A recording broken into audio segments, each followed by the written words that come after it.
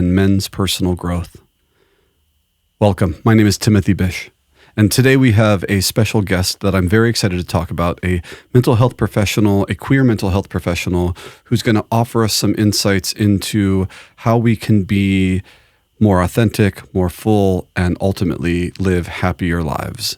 I'm very excited to introduce Colin Stack-Troost. Colin, welcome. How are you? I'm doing great. Timothy, thank you so much for having me. It's great to see you. It's good to see you. Colin, would you do me a favor and just introduce yourself to the listeners? Tell us a little bit about who you are. Absolutely. My name is Colin Stack-Troost. I'm a queer psychotherapist. I'm licensed in the state of California as a marriage and family therapist. I've been working with clients for over 10 years now.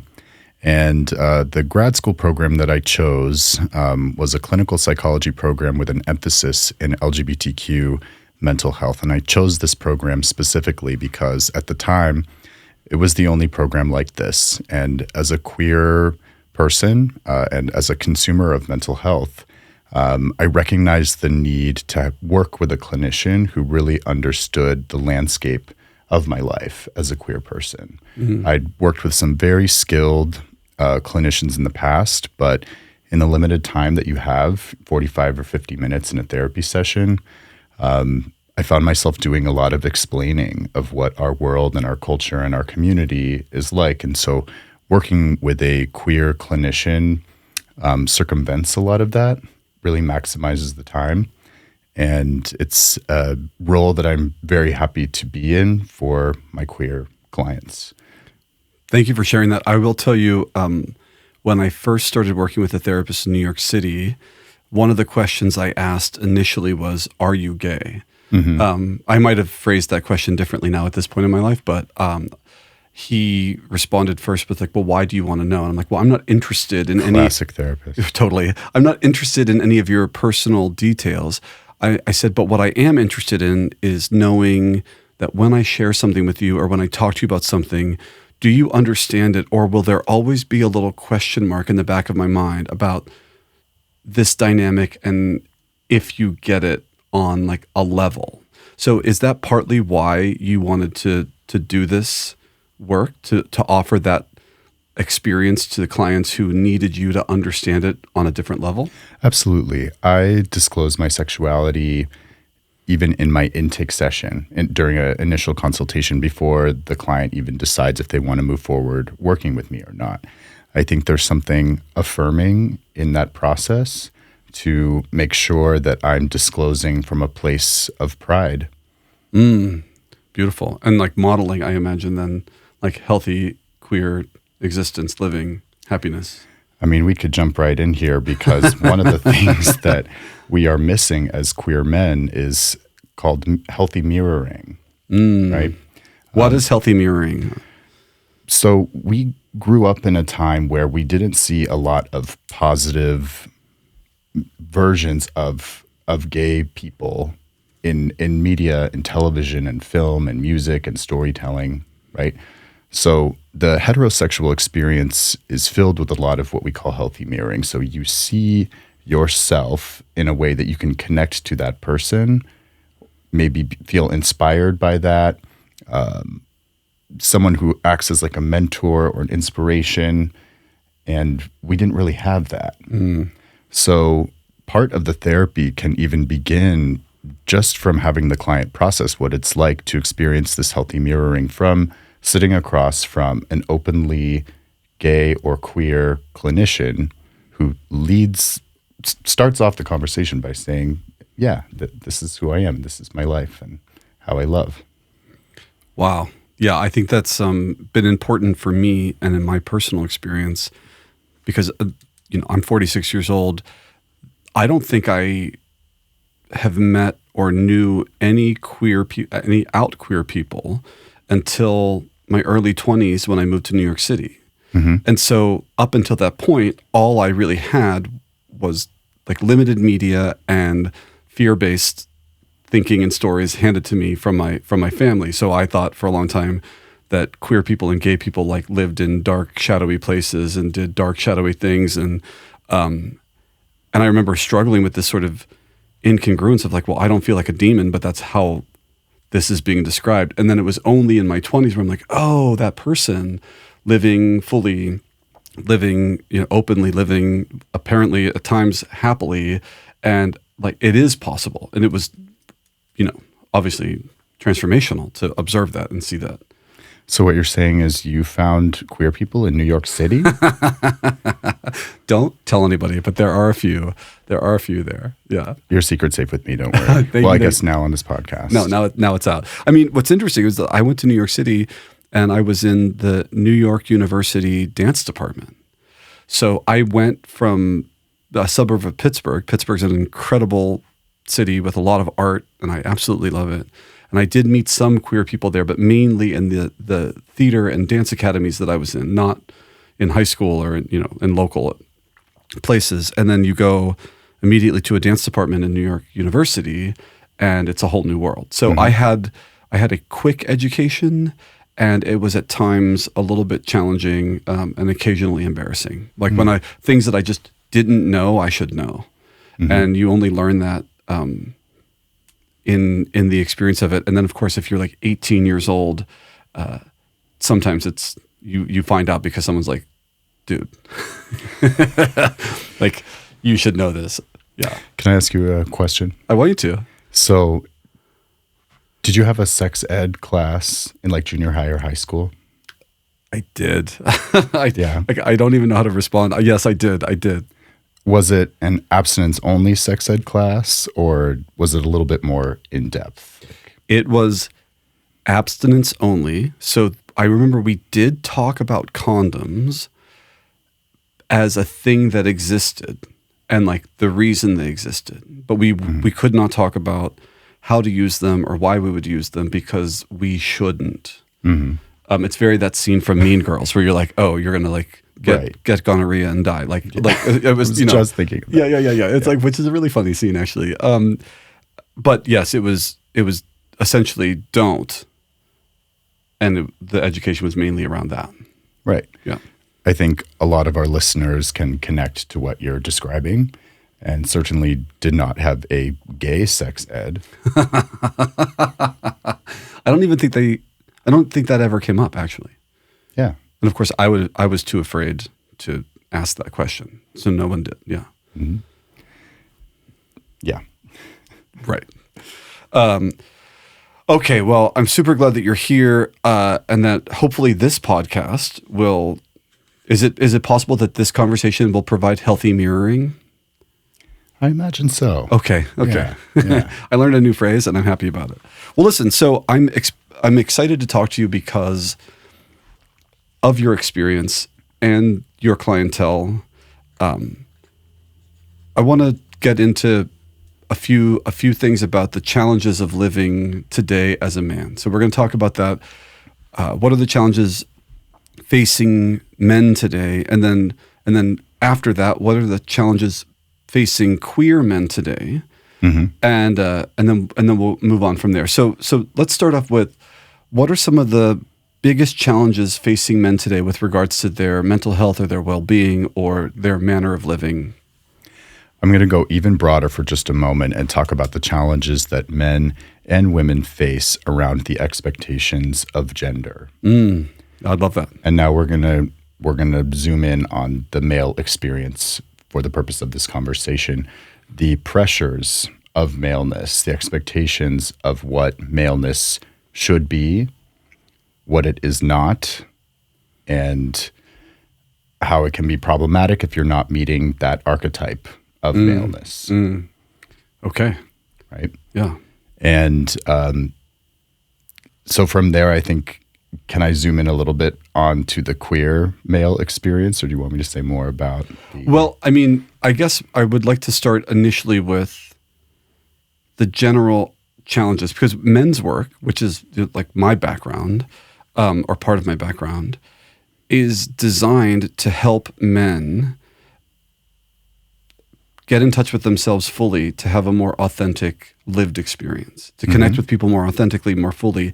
And a lot of the things we talk about in this world are the challenges that they face that are sort of culturally handed to us. So the idea that like a man should not really need help, a man should experience his emotions in like very specific ways or otherwise not really, except for maybe like happiness at like a football game or like sadness when your mom dies. Like there are these slices when you're allowed to feel emotions, but otherwise you should be sort of above that is one of the expectations. And stoic. Yeah, and like you should be powerful. Powerful. You should be good at things. You should be good at things fast. You shouldn't have to need much help. This is why, honestly, and I don't want to get too deep into this, but partly why I think a lot of men are not great lovers is this idea like, well, I'm supposed to already be really good at this, and now it's also sort of taboo for me to ask too many questions that might paint me as a novice in some way. So I think some people have struggled with that. I've heard talk from like my female friends, and it's like, oh, if you don't have the space to ask because you feel like that will make you a failure, then maybe you don't ask and you just do what you've seen or do what you think is the right idea. But so these pressures are existing for men, and men's work is one of the reactions to it. And so I'm just curious, like, what are some of the biggest challenges that you see men facing that they would benefit from looking at and working with? You just touched on some very important things, right? The expectations of maleness, how we are what the relationship is with our emotions and our expression of emotion, the expectation to be like the king archetype, right? And what happens if you don't meet these expectations to be powerful, to be stoic, to be strong? There's a lot that goes into what I call the man box of what you're supposed to be as a male. The man box. The man box. Yeah. So is this is the box in which we would put these expectations? Is that what you're? Correct. Yeah. Mm-hmm. And so what, like when you have clients who are not fully stepping into this idea of what it is to be a man according to our culture in this moment, what do you notice? Like, what are the challenges around that? What if there is a man that is checking some of the boxes but is more emotional, doesn't know how to have a space for that, or is what do you notice in those examples? Shame, feeling a sense of low self-worth, turning against themselves for being overly sensitive or emotional, or on the flip side, not giving themselves a place to channel their emotions or feeling. And what happens both psychically and somatically when someone is suppressing all of this emotional energy. Beautiful. Right. So we're going to definitely get into that ways in which men will typically try to fill those voids or correct, and then healthy ways that maybe you would recommend that they try to do it. But so with that in mind, in this sort of man box, is there also a queer man box? Ooh, that's a good question. I have to think about that one. Okay. Yeah.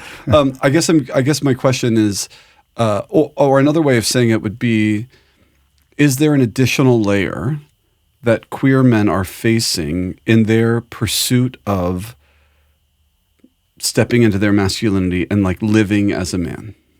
I think that the tension is stronger. The stakes are higher.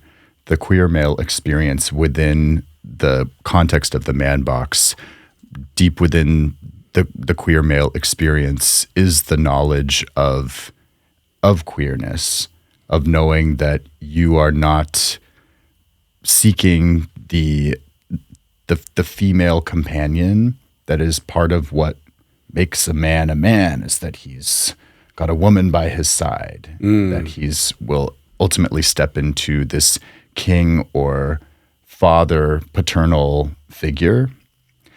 And for the queer male experience, knowing within that there's this difference, and that difference is so powerful that it could lead to a sense of not being included, to not feel a sense of belonging in the dominating culture or tribe or group. right? So when we talked in a previous episode about the core questions that I feel like I've observed as a coach and facilitator in men's work, and I was saying that it occurred to me that a lot of my cisgendered heterosexual brothers were wrestling with some version of the question like, am I man enough? And these questions are really valid, and they were doing deep exploration around that. And it's been my experience that queer men can have that question too. But I've also noticed with queer men, sometimes the question is, am I a man? And I was wondering if you had observed in your practice any version of those two questions and how they might operate for a queer man.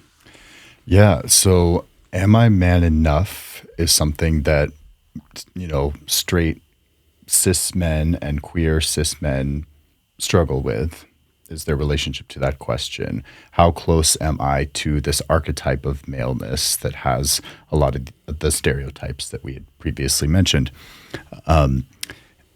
Then the conversation of am I a man is more about a person's relationship with gender and gender expression, and how they feel in their heart is the gender that they truly are. And this is getting into more of the trans experience. Well, it is. I have to imagine trans men and trans people ask themselves these questions. But even myself, as a gay boy, like I would often, when I would exhibit qualities that were observed by the people around me as gay, what would often happen is that they would call me a girl, or some other sort of feminine label that was clearly meant as derogatory. And so I do think there were moments when I would ask myself, like, well, like the world is telling me that I'm being a girl. Like, why is that bad? No, it isn't bad. But I'm saying this gets back to my point. This the fear of the feminine showing up. Well, so I think for the young queer person, it's that question like almost feels like a thing we could think about later. Like it isn't bad, and I actually revere the feminine now. So any comparison to the feminine to me is like a compliment.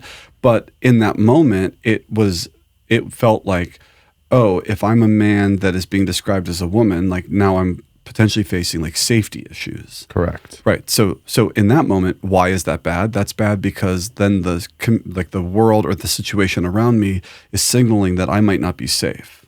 Correct. Right. That's a very real. And so then you start to wonder, like, well, like what parts of me are I was like man enough, but what parts of me are man enough to not be in danger? Which parts aren't? Are those parts male? Are they masculine? Or like what are they? I think these are questions I've certainly had, and I know that other people have too. I'm just wondering how you've seen that present, maybe in younger or maybe not. One of the most unpleasant feelings I think we have in the spectrum of the human experience is a sense of not belonging. Right? Yeah, totally. Yeah. The book Sapiens talks about this. The author's name is escaping me, but it's a very important point that's made early on in the book is what is your relationship with feeling a sense of belonging to, again, this notion of the tribe or community, whatever that is. Do you feel safe and connected and protected by the community, or are you on the outside? And for the experience of maleness, because of the expectations around what a man should be, what is in that man box, and then if you're not that, or if you're outside of that, do you then not feel as connected or as protected or safe? Does that make you the subject of bullying or ridicule? So this feels really clear to me in the context that we're describing now, right? Of a queer person, especially in their youth, kind of figuring out who they are and how they live and having the world and environment around them respond in a particular way. And then not feel safe or not feel seen or start to question how it is they should show up. So now if I take a leap as now an adult, living in one might describe as a queer community, it still feels like people are struggling with the sense of belonging and a sense of feeling protected by community. How do you feel those experiences play into that experience as an adult? So what comes to mind immediately is trauma, and there's PTSD trauma that happens after one has experienced an acute traumatic event, an accident. Perhaps they served in combat. There was a abuse situation. There was an acute event or experience that that was traumatic for the individual and sort of imprints something in the psyche about their feeling of safety in the world, right? Complex PTSD, complex trauma, is something that I believe many queer people, in this case queer men, experience, or really anyone who felt that they didn't have a sense of belonging or are part of an oppressed or suppressed group. And so this feeling looks like every day wondering if they can be safe or present authentically in the world. And the word for this is hypervigilance. So it's constantly, with the limited bandwidth that you have every day, a portion of that is being designated to, like, imagine this radar sort of moving through the world, assessing how safe you can be at any given moment. For the queer experience, that can look like, is it safe for me to dress the way that I want to? Is it safe for me to hold my partner's hand on this street, in this mall, in this movie theater? Right? Yeah. I relate to a lot of what you said, that idea of hypervigilance. And I think, based on my own experience, it can be, I mean, obviously it initially is there to serve a purpose, but it feels like it can be the sort of energetic drain. Certainly. The sort of withdrawal from your bank account that you have to make every day, and so then you have to account for that. So how have you noticed that people in your practice who are working with this hypervigilance and then experiencing the impact of it, which I have to imagine is mainly challenging or what we might describe as negative? Yeah. So think about the editing that happens when you learn from an early age, perhaps a message of gayness or queerness not being acceptable, and learning how to change the way that you speak, dress, or present yourself to make sure that you can have that sense of belonging. So it becomes a survival skill that can form at a very early age. And then this survival skill, which at one point in our lives was perhaps necessary to keep us safe, is still happening. And it continues into our adulthood and in our relationships. And getting back to your question, how you find yourself at home in community when this editing mechanism is so strong and very fully formed, and it's something that you have practiced for years, if not decades. How do you unlearn that? Yeah, that's interesting. I feel like I want to share two things with you. One thing is that I tell my friends now that I'm a really good liar and manipulator, and I explain. I'm like, this is a thing that I had to do in my childhood because I could get in trouble pretty quickly. Sometimes without even, like, I could sometimes get in trouble for not knowing the thing no one told me. I was just supposed to sort of already know it, and so I became very skilled in, like, telling partial stories and trying to feel into the listener to figure out, like, what was good or not good in order to avoid this thing. And so part of my practice now, in trying to step into a more authentic way of being, is that I tell people that. I tell them right away. And I tell them I'm good at telling jokes because I'm good at lying. And so I will tell you within a minute that I'm just kidding, which I have like a very high success rate. There was one time I told a joke and then I think I got a phone call and got distracted and I did not tell the person. And so they believed me and I'm like, oh, fuck, the thing I'm trying to avoid. But mainly I'll be like 60 seconds or less. I'll be like, I was just joking. That isn't true. Like, here's the truth. So that's my practice. The other thing I wanted to share was I was watching a segment of Brene Brown, who I like very much. And she was talking about how she was surprised to discover that the opposite of belonging was fitting in. And she was talking about like, because in order to fit in, you have to figure out what you think the people around you want, and then you start to exemplify only those things and not anything that isn't that. Whereas belonging would be like, I can be here my full self authentically, and that I feel safe that like my fullness will be accepted, and that really hit me because I'm like, oh yeah, people love fitting in. I think it feels good to feel safe, even if that safety is based on an illusion. But as long as you are just fitting in and not belonging, there will always be a part of you that knows deep in your heart of hearts that you're not there authentically. Totally. I think, and that ripples through everything. Pieces of, like when you're hiding yourself. Right. Okay. So yes, exactly. I'm so glad we're having this conversation. Okay. So could talk about this all day. I'm curious then, challenges facing men, challenges facing queer men, and all the kinds of queer men. I want to now talk a little bit about typical ways that you've seen men try to address these challenges or fill the void of whatever they think is missing. And then the same question for queer men, and like what is the overlap? Like what things have you noticed are different? And in this moment, before we talk about healthy ways you might recommend, like what are the most common ways that you tend to see?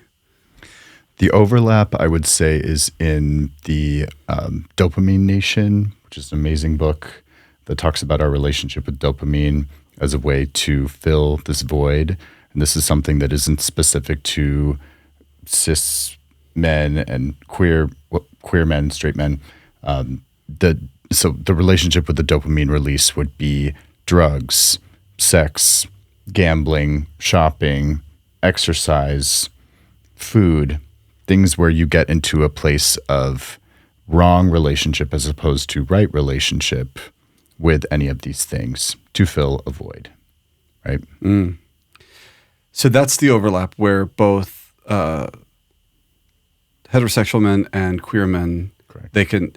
What have you noticed in queer men and specifically that is separate? Have you noticed anything about like queer men tend to try these things or tend to do these things?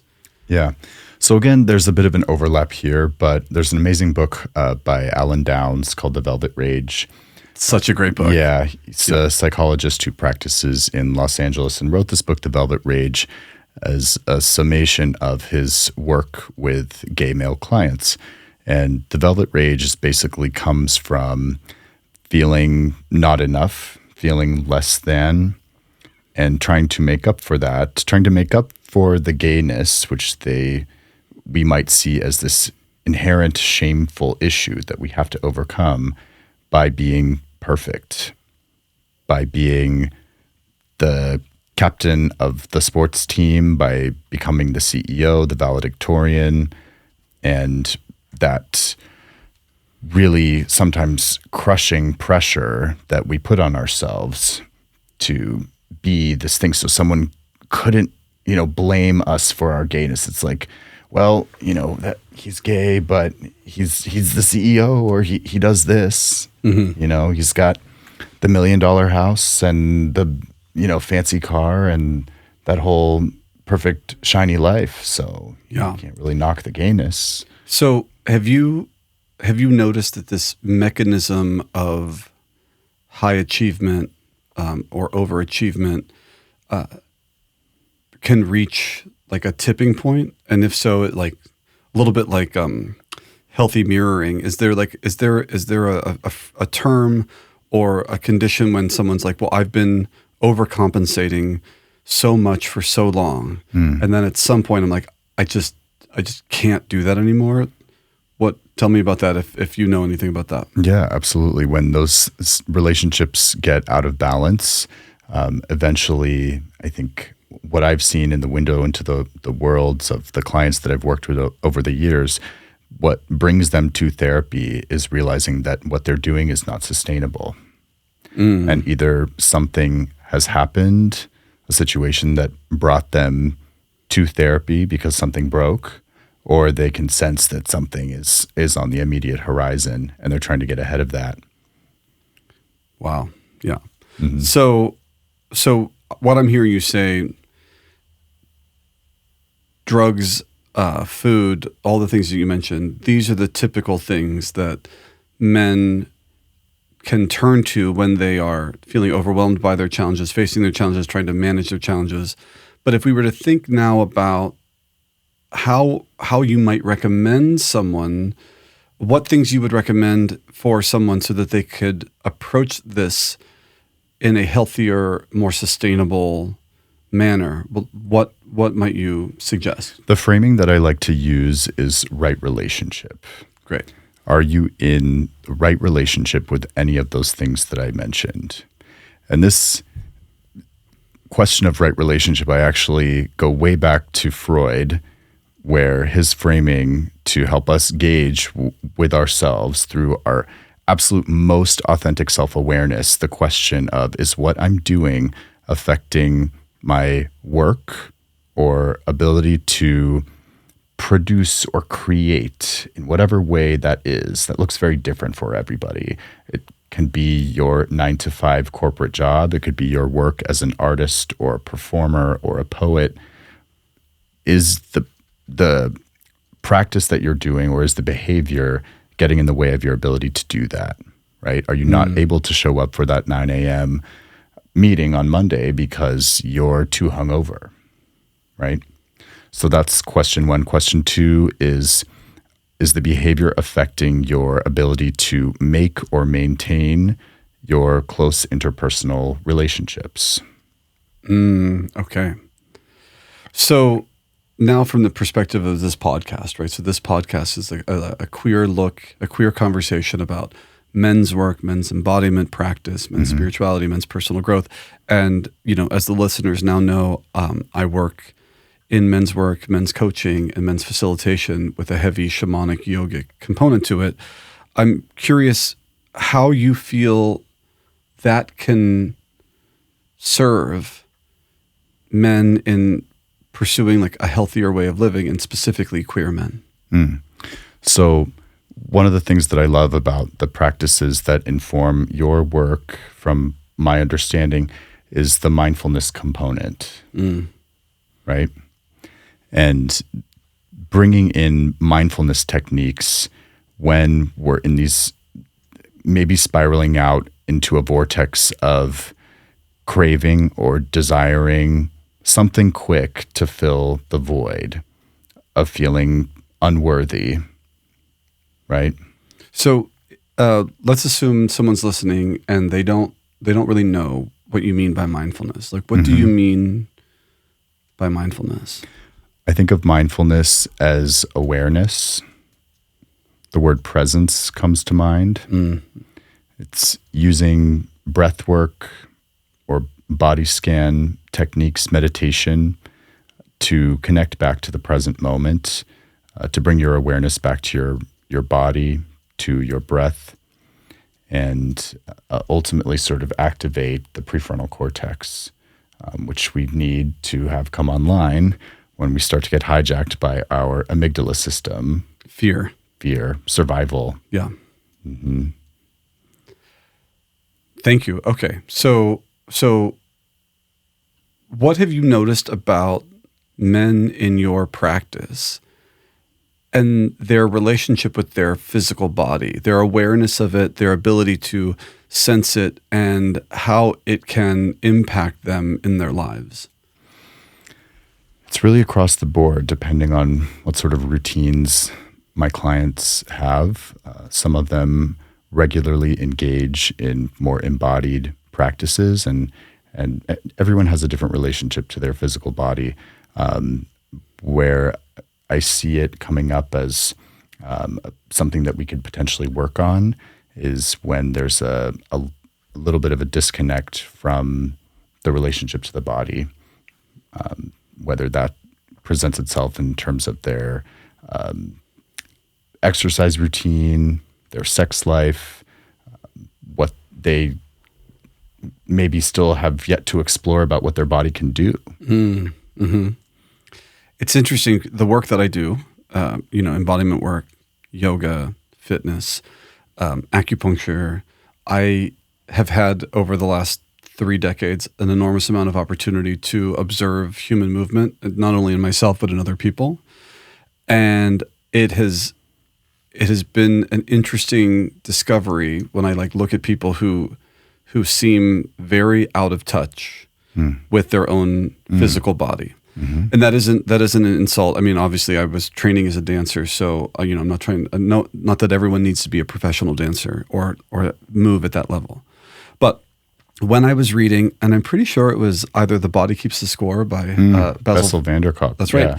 Or Waking the Tiger by Peter Levine. I can't remember which of those two, but they were talking about all of these different ways of managing or working with trauma. And what I realized was through my dance and theater training, I was very fortunately getting some trauma treatment as a young boy and didn't realize it. What I did realize was, I feel safe, and I feel safe in these environments, and I usually feel better when I'm done. I mean, barring a totally disastrous ballet class, typically you walk out feeling better than when you walked in, much like like a fitness class or a workout. But what do you think for people who are very separate or detached or not aware of their own physicality, why do you think that is, and what do you think they can do to work with that?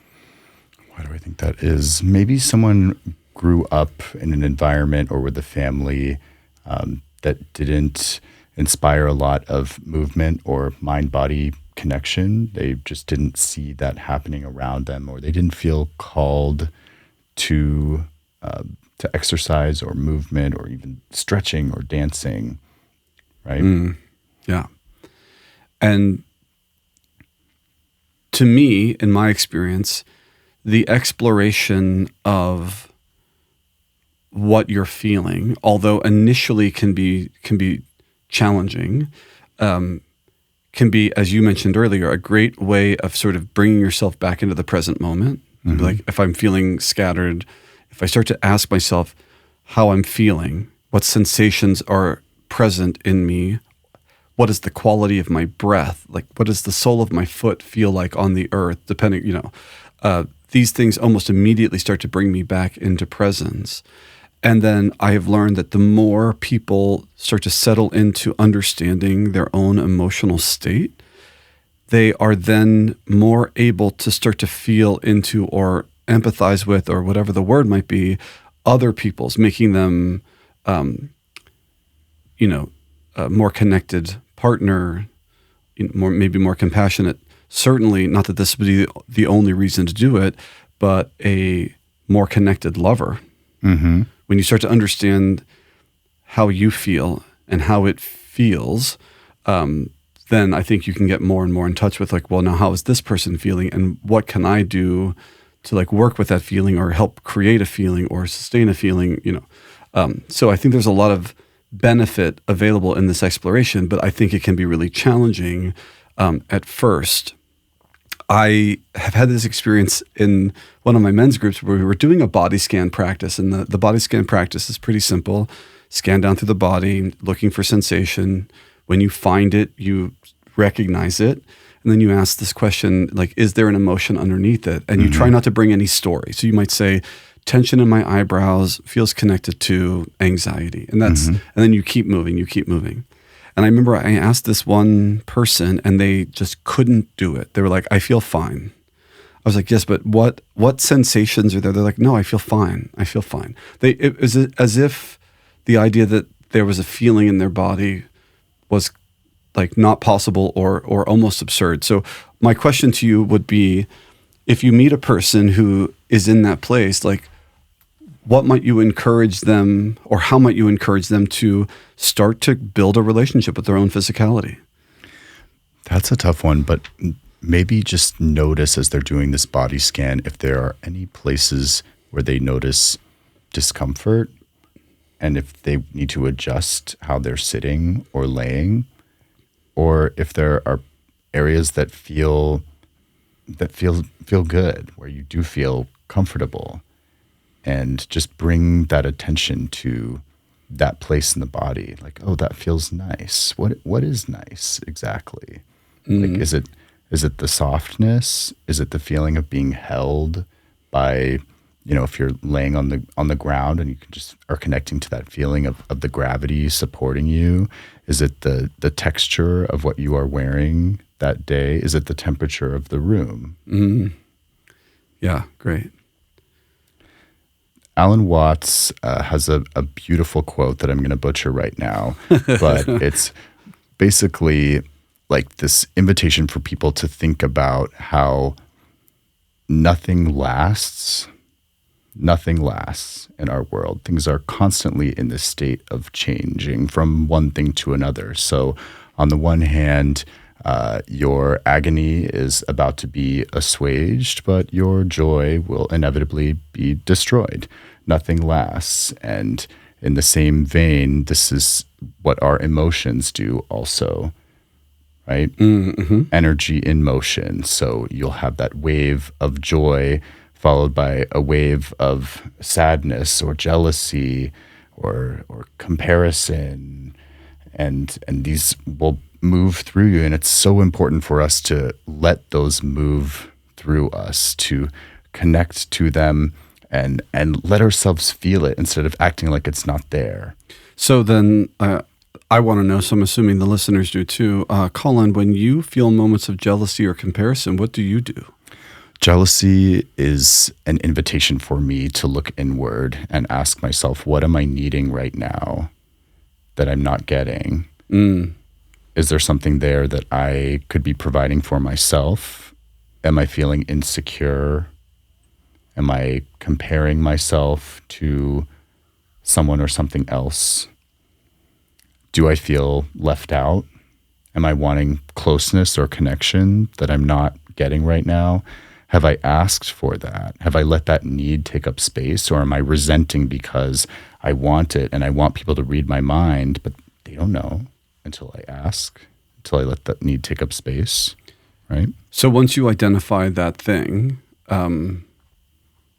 sometimes I imagine the finding the solution isn't immediate. Meaning, like if you discover, oh, I'm needing some closeness, but you might have to wait 8 hours, 12 hours before you can take the first step. Then what do you do? So I want to share something that immediately comes to mind here, and this is something that maybe our listeners can connect to. It was something that I saw here in Provincetown that was an example of just really beautiful parenting that I saw. I was waiting. I'd ordered food from somewhere, and I'm waiting on a picnic table, and there was a mom with her daughter like playing nearby, waiting as well.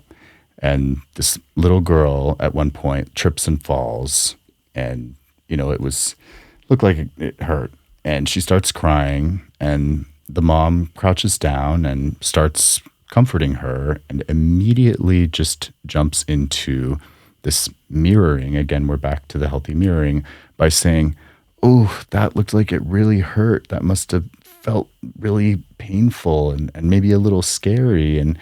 And it was just so affirming of the experience that just happened for this little kid. And the kid is like nodding, like, yeah, that really hurt, Mom, like, ow. And Mom is just with her connecting to every step of this emotional experience that she's having as a result of like this little moment. And I'm watching this happen, and I was just really taken aback because that is the kind of relationship that we can receive from a parent or caregiver, and not everybody had that kind of closeness and affirming, that ultimately grows into a practice of doing that for ourselves. Wow. Okay. So I just want to, what I heard you say was finding ways to build the capacity to parent ourselves in moments, to care for ourselves, to hold space for ourselves. Yeah. And like learning the skill set. Yeah. Wow. Like, what am I feeling? Oh, I'm feeling, that's what that is. That's jealousy, or that's loneliness, or that's grief. So, but after the identification, then you're saying, then you would be like, that feels a certain way. Like, it's okay to feel that way. What can I do? Like, then you take steps after that. Ideally, Yes. yeah. But naming it is that self-awareness that is so important. Yeah. I can't tell you how many times in my childhood, adults would just be like, that doesn't hurt. Yeah. And it's very confusing because you're like, well, it seems like it does. I'm actually really hurting right now. Yeah. But you telling me this isn't making it any better. Yeah. You're telling me to just stuff it away. Yeah. And it doesn't really teach you any coping mechanism except like ignore, Stuff it suppress. away. Yeah. Ignore, suppress. Yeah. Yeah. Conceal, don't feel. Yeah. Conceal, don't feel. Right. And that's the opposite, obviously, of embodiment practice, for men and for women, this idea of allowing yourself as much access to the full gamut of human experience as we can. And then from that place, honoring where you tend to lie authentically and then express from there. It's tricky, though. Yeah. Yeah. Do you remember what I shared with you about the sneeze? I remember you sharing about the sneeze. Remind us. Okay, so have you ever tried to hold back a sneeze when you have to sneeze? Of course. It's very uncomfortable. Yeah. Like some debris has made its way into your nostril, and your body's response is like, we got to get this out of here, right? Yeah. And then you sneeze and you feel better. But if you try to hold back that sneeze, it's very uncomfortable. And think of it as like when you stub your toe, right? This unexpected, like, searing pain shoots into your foot and leg, and some expletives may, leave your mouth immediately following this experience. Yeah. Because it hurt. And this can happen when we encounter something in our world that triggers us or makes us feel sad or jealous or angry. It's important for us to figure out how we can let out that sneeze. Beautiful. So one more question before we wrap up. I'm just curious, do you think that embodiment work, movement, breath, sound, visualization, attention direction can help people, all people, in the context of this podcast, men and queer men, but help people get a clearer sense of who and how they are in the world? Absolutely. Absolutely. Yes. Tell me more about that if you can. Sometimes when we experience an emotion and we're feeling it, we're ruminating on it, it's helpful to talk about it and feel witnessed and recognized by somebody. When you ask the question, maybe like, hey, I'm really bothered by something. Like, do you have some space that you can hold for me today? Right? And you have that connection. But another self-soothing strategy is to think about what you do with the energy of that feeling in your body. Right? So to self-soothe, you recognize the energy and then the ability to work with it somehow, which might be through movement, it might be through breath, it might be through meditation and attention or visualization. Is that what I'm hearing you say? Correct. Most of my sessions for therapy now are done over Zoom and telehealth, but I sometimes miss having my physical office space because I had this amazing practice for a client who was getting in touch with a relationship with anger called beat the crap out of the couch with a tennis racket. And to just give people permission to just access their anger that way in the safety of a therapy session was pretty cathartic. Yeah, there's a practice in the men's workspace. I don't remember its precise name, but it is exactly that. It allows someone an opportunity to like fully express their anger and then immediately be held once that expression is completed. And I've facilitated and assisted this practice many, many times. I've only ever done it once, but the one time I did do it was a pretty remarkable release of stuck energy. I mean, I don't want to get too into trauma in the body. I feel like that could be a whole series of podcasts, but based on those books that we mentioned earlier, we know that like the body really can hold on to things. And Keep so the this score.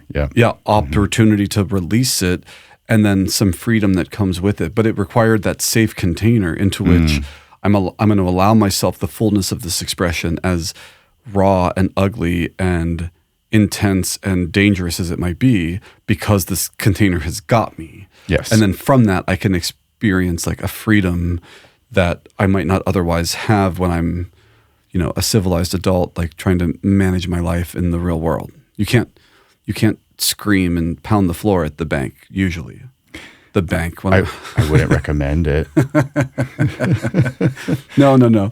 But so that's why these opportunities are so powerful, so helpful. Well, Colin, I would like to thank you so much for all of your time and attention and your offering of your expertise and your insight. I think the work that you're doing is, I know, because I've benefited from the same work of having a therapist who is a queer man who has allowed me safety and opportunity for expression. So it's vital, important work for our community and for the world. And to the extent that you were willing to come here and share some of that with us, I just have the deepest of appreciation. Thank you so much for being here. Thank you so much for having me. I'm so grateful to have these conversations and amplify what we're talking about so that our listeners and our communities and our friends can connect to these topics and not feel alone in what we're describing. People feel like they can be connected to a community that's also struggling with these same things that we're talking about. And it gets to a point where we're just sort of comparing maps on how people self-soothe and address these important issues. Mm-hmm.